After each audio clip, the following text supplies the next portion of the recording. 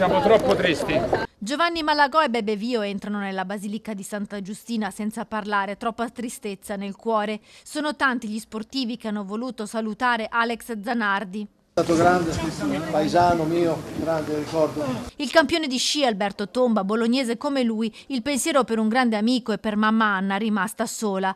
Poi un altro grande dello sci, Cristian Ghedina, che grazie ad Alex aveva coronato un sogno. Sono sempre molto riconoscente ad Alex perché è stato un po' lui che mi ha introdotto nel mondo BMW, nel mondo dei motori, e tramite lui che sono riuscito a fare le mie esperienze nel turismo per 5 anni, che era una passione che ho avuto fin da piccolo. Lui mi ha dato le dritte giuste. I ricordi di chi ha conosciuto Alex Zanardi si intrecciano in messaggi che il campione ha saputo esprimere durante la sua vita, come quello raccontato dal giornalista Ivan Zazzaroni. Un mese dopo mi disse: ma ti farò una sorpresa, e si alzò in piedi ai Caschi d'Oro.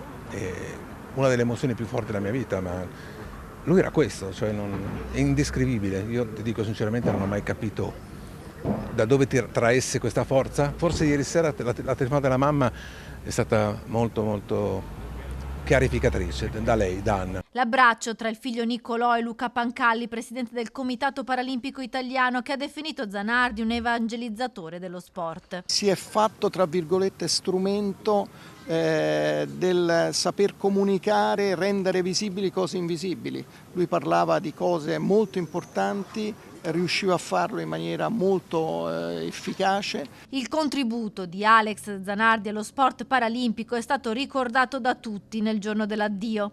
Ha tirato fuori da casa tantissimi ragazzi, con la sua forza, la sua determinazione ha mostrato che non c'erano limiti. Alex ha rappresentato per lo sport della disabilità, ma per l'Italia tutta un grande punto di riferimento. Ho avuto la fortuna di condividere le Paralimpiadi di Londra e di Rio ed è stata veramente una grande emozione, insomma, essere parte con lui di quella squadra, e ho sempre visto Alex come un grande esempio anche di diffusione del movimento paralimpico e della cultura paralimpica. Insieme ad oltre 2000 persone che hanno partecipato ai funerali, anche tante figure delle istituzioni che lo hanno conosciuto. L'emblema della positività, perché poi da quell'incidente del 2001 nel quale ha perso le gambe, poi c'è stata tutta una rimonta. In chiesa il ministro dello sport Andrea Bodi, seduto accanto al presidente del Veneto Alberto Stefani, e poi i sindaci di Castelmaggiore, dove era nato, Padova e Bologna.